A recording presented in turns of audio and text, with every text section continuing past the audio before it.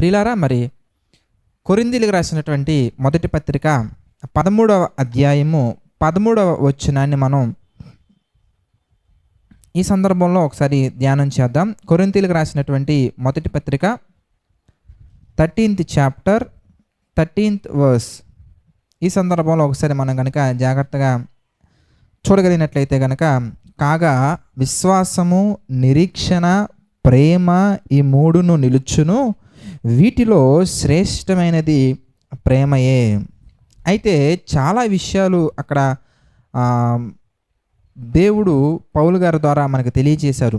అందులో వరాల గురించి, స్వస్థతల గురించి, అలాగే విశ్వాసము గురించి, అలాగే ఎన్నో రకాల దైవ సంబంధమైనటువంటి క్వాలిటీస్ గురించి, పనుల గురించి, వరాల గురించి మాట్లాడుతూ ఆయన 3 విషయాలను కన్క్లూడ్ చేస్తూ 3 నిలుచును, అవేంటి ఇంతకీ? విశ్వాసమును, నిరీక్షణ, ప్రేమ అని మాట్లాడుతున్నారు. అందులో ప్రస్తావించబడినటువంటి నిరీక్షణ గురించి ఈరోజు మనం ధ్యానం చేద్దాం. ఇంతకీ ఈ నిరీక్షణ అంటే ఏంటి? దేని కొరకు నిరీక్షించాలి? నిరీక్షణ అనగానే అనేక రకాల అర్థాలు మనకి ఈ లోకానుసారంగా మనం ఆలోచించినప్పుడు మనకు అర్థమవుతాయి. అయితే ఎప్పుడు కూడా మనం ఒక విషయం గుర్తుంచుకోవాలి.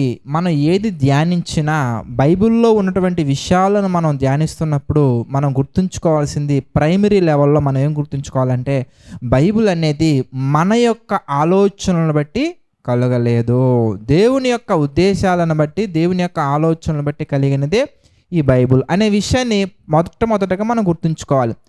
అలాగే అది బేసిక్ లెవెల్ లేదా ప్రైమరీ లెవెల్ అనుకుంటే, అడ్వాన్స్ లెవెల్ ఏంటంటే మనకి వచ్చే ప్రతి ఆలోచన కూడా వాక్యానుసారంగా ఉందా లేదా అని ప్రతి సందర్భాన్ని, ప్రతి ఆలోచనని, ప్రతి నిర్ణయాన్ని కూడా మనం వాక్యముతో చూస్తూ, మన ఆలోచన అనేవి వాక్యానికి అనుకూలంగా ఉంటే ఏ మాత్రం ఆలోచించకుండా ముందుకు వెళ్ళిపోవటం, వాక్యానికి వ్యతిరేకంగా ఉంటే ఏ మాత్రం ఆలోచించకుండా వెనుతిరగటం అనేది మనం తెలుసుకోవాలి.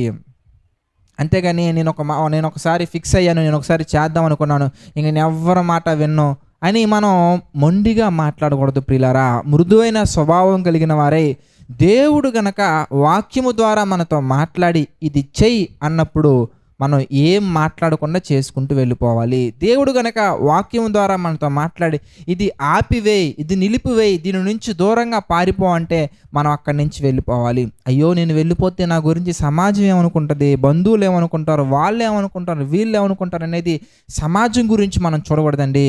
దేవుడు చేయమన్నారా మనం చేసుకుంటూ వెళ్ళిపోవాలి, దేవుడు వద్దన్నారా మనం ఆగిపోవాలి.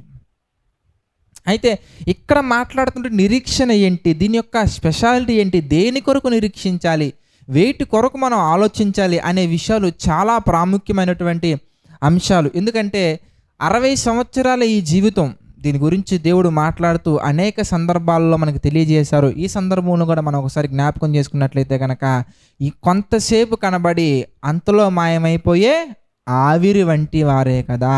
మరి ఆవిరి వంటి ఈ జీవితంలో, ఆవిరి వంటి ఈ చిన్న జీవితంలో నిరీక్షణ అనగానే దేని కొరకు నిరీక్షించాలి, ఏమి నిరీక్షించాలి, దేని కొరకు మనం ఆలోచించాలి, ఇవన్నీ కూడా చాలా ప్రాముఖ్యమైనటువంటి విషయాలు. ఎందుకు ఈ టాపిక్ని స్పెషల్గా సెలెక్ట్ చేయడం జరిగింది ఈరోజు అని మనం ఆలోచించినట్లయితే కనుక, కొలస్సీలకు రాసిన పత్రికలో నిజంగా చాలామందిని ఆశ్చర్యానికి గురి చేస్తుంది మనం జాగ్రత్తగా ఆలోచిస్తూ ధ్యానిస్తూ చదివితే కనుక. ఎందుకంటే మొట్టమొదటిసారిగా నేను ఫస్ట్ టైం కొలస్సీ పత్రిక చదువుకున్నప్పుడు ఒక్కసారిగా ఆ రెఫరెన్స్ దగ్గర అలా ఆగిపోయినండి. ఆ రెఫరెన్స్ చదువుకున్నప్పుడు అరే ఇది ఎంత గొప్పగా ఉందేంటి అనిపించిందండి. కొలస్సీ పత్రిక 1వ అధ్యాయం మనం చూస్తే కనుక, కొలస్సీలకు రాసినటువంటి పత్రిక 1వ అధ్యాయంలో ఏమండి 1వ అధ్యాయము 3వ వచనం మనం చూద్దాం. కొలస్సీలకు రాసిన పత్రిక 1వ అధ్యాయము 3వ వచనం మనం చూస్తే, పరలోకమందు మీ కొరకు ఉంచబడిన నిరీక్షణను బట్టి. ఏమండి, ఒక లోకం అనేది చాలా స్పెషల్ మనందరికీ కూడా, అది పరలోకం అనుకుంటే, ఆ పరలోకంలో మనందరి కొరకు కూడా ఉంచబడిన నిరీక్షణ. జనరల్గా మనం నిరీక్షణ కలిగి ఉండాలి అనే మాటలు కొంచెం మనం ఈరోజే మనం వెళ్ళే కొద్దీ మనం ఆలోచిద్దాం.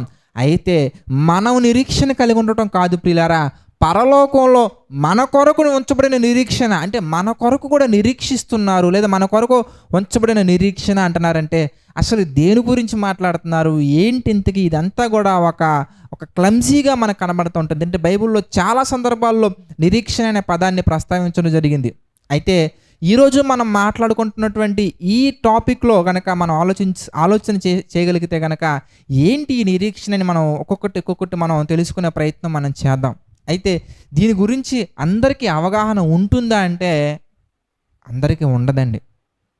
మనకు కూడా ఉందో లేదో ఒకసారి మనం పరిశీలించుకున్నట్లయితే కనుక ఎఫెసీయులకు రాసినటువంటి పత్రిక మనం చూద్దాం. ఎఫెసీయులకు రాసినటువంటి పత్రిక 2వ అధ్యాయం కనుక మనం ఆలోచించినట్లయితే, ఎఫెసీయులకు రాసినటువంటి పత్రిక 2వ అధ్యాయం మనం ఆలోచించినట్లయితే కనుక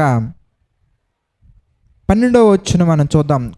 ఎఫెసీయులకు రాసినటువంటి పత్రిక 2వ అధ్యాయము 12వ వచనం కనుక మనం ఆలోచించినట్లయితే చదవండి, ఏమనుంది అక్కడ? ఆ కాలమందు ఇశ్రాయేలుతో సహపౌరులు కాక పరదేశులను, చూసారా, పరదేశులను, వాగ్దాన నిబంధనలు లేని పరజనులను, తర్వాత నిరీక్షణ లేని వారును, తర్వాత లోకమందు దేవుడు లేని వారునై ఉండి క్రీస్తునకు దురస్తులై ఉండురని జ్ఞాపకం చేసుకొనుడి. ఏమండి, ఒకానొకప్పుడు మన జీవితం గురించి మనం ఆలోచించినట్లయితే కనుక మళ్ళీ చదువుకుందాం ఆ మాట. మళ్ళీ చదువుకుంటే, ఆ కాలమందు ఇశ్రాయేలుతో సహపౌరులు కాక పరదేశులను, వాగ్దాన నిబంధనలు లేని పరజనులను, నిరీక్షణ లేని వారును, లోకమందు దేవుడు లేని వారునై ఉండి క్రీస్తుకు దూరస్తులై ఉంటురని మిమ్మును మీరు ఒకసారి జ్ఞాపకము చేసుకొనుడి. అయితే మనం జాగ్రత్తగా ధ్యానించినట్లయితే my dear brothers and sisters, ఒకప్పుడు మనకి నిరీక్షణ లేనివారుగా మనం ఉన్నాం. దేని గురించి ఈ నిరీక్షణ, దేని గురించి ఈ ఆలోచనలు, దేని గురించి ఈ మాటలు, దేని గురించి ఈ విషయాలను ఒక్కొక్కటి మనం కనుక జాగ్రత్తగా మనం స్టెప్ బై స్టెప్ చూసే ప్రయత్నం మనం చేద్దాం. అలా గనక మనం చేయగలిగినట్లయితే కనుక మరొక మాట మనం చూడగలిగితే ఎఫెసీ పత్రికలోనే 1వ అధ్యాయంలో 17th వర్స్ మనం చూద్దాం. 1వ అధ్యాయము 17th వర్స్ మనం చూస్తానండి. మరియు మీ మనోనేత్రములు వెలిగింపబడినందున ఆయన మిమ్మును పిలిచిన పిలుపు వలనైన నిరీక్షణ ఎట్టిదో. చూడండి, దేవుడు పిలుపు వలన ఉన్నటువంటి నిరీక్షణ అనే మాట మనకి చక్కగా క్లియర్గా కనబడుతూ ఉందండి. ఏంటి ఈ నిరీక్షణ? చూడండి, చాలా సందర్భాల్లో మనకి కనబడుతుంది. ఒకానొకప్పుడు నిరీక్షణ లేనివారు అంటున్నారు. తర్వాత మనోనేత్రాలు వెలిగింపబడిన తర్వాత ఆయన పిలిచిన పిలుపు వలన కలుగు నిరీక్షణ ఎట్టిదో అంటున్నారు. అంటే ఈ నిరీక్షణ ఏంటి? అసలు ఇంతకీ ఈ నిరీక్షణ గురించి, నిరీక్షణకి సంబంధించినటువంటి అర్థం ఏంటి, దేని కొరకు నిరీక్షణ అని మనం జాగ్రత్తగా ఆలోచించినట్లయితే కనుక ఇంకా చాలా సందర్భాల్లో మనకు కనబడుతుంటుంది. నిరీక్షణకు కలుగు అనేక పదాలు మనం చదువుకుంటూ వెళ్తే కనుక చాలా సందర్భాల్లో మనకు కనబడుతూ ఉంటుంది. అయితే ఏంటి ఈ నిరీక్షణ అనేది మనం ఒకసారి చూసే ప్రయత్నం మనం చేద్దాం. తీతుకు రాసినటువంటి పత్రిక 3వ అధ్యాయం మనం చూడగలిగినట్లయితే కనుక, తీతుకు రాసినటువంటి పత్రిక 3వ అధ్యాయంలో 7వ వచనం మనం చూద్దాం. దేని గురించినటువంటి నిరీక్షణ, ఏంటి ఈ నిరీక్షణ అని మనం చూస్తే ఏమండి మనకి జవాబు దొరుకుతుంది. చూడండి, 6-7 వచనాలు. తీతుకు రాసిన పత్రిక 3వ అధ్యాయము 6-7 వచనాలు మనం చూస్తే, మనమాయన కృప వలన నీతిమంతులమని తీర్చబడి, చూసారా చక్కగా ఉందో, మనము ఆయన కృప వలన నీతిమంతులమని తీర్చబడి, ఏంటి ఆ నిరీక్షణ అంటే నిత్య జీవమును గురించినటువంటి నిరీక్షణను బట్టి. దీనిని బట్టి అండి, నిత్య జీవమును గురించినటువంటి నిరీక్షణను బట్టి దానికి వారసులమగుటకై ఆ పరిశుద్ధాత్మను మన రక్షకుడైన యేసుక్రీస్తు ద్వారా ఆయన మన మీద సమృద్ధిగా కుమ్మరించెను. ఏమండి, మళ్ళీ చదువుకుందాం. మనం ఆయన కృప వలన నీతిమంతులమని తీర్చబడి నిత్య జీవమును గురించిన నిరీక్షణను బట్టి దానికి వారసులగుటకై ఆ పరిశుద్ధాత్మను మన రక్షకుడైన యేసుక్రీస్తు ద్వారా ఆయన మన మీద సమృద్ధిగా కుమ్మరించెను. దేని గురించి నిరీక్షణ ఇది? నిత్య జీవము. బైబిల్లో మనం ఆలోచిస్తానండి, ఈ భూమి మీద మనం బ్రతికినటువంటి జీవితం, ఈ 60 సంవత్సరాలలో మనం ఎలా బ్రతికాము అనే దాన్ని ఆధారం చేసుకొని, ఈ శరీరాన్ని ఆత్మగా ఉన్న మనం విడిచిపెట్టిన తర్వాత 2 దారులు మనకు కనబడతాయండి. అదేంటంటే నిత్య జీవము, నిత్య శిక్ష.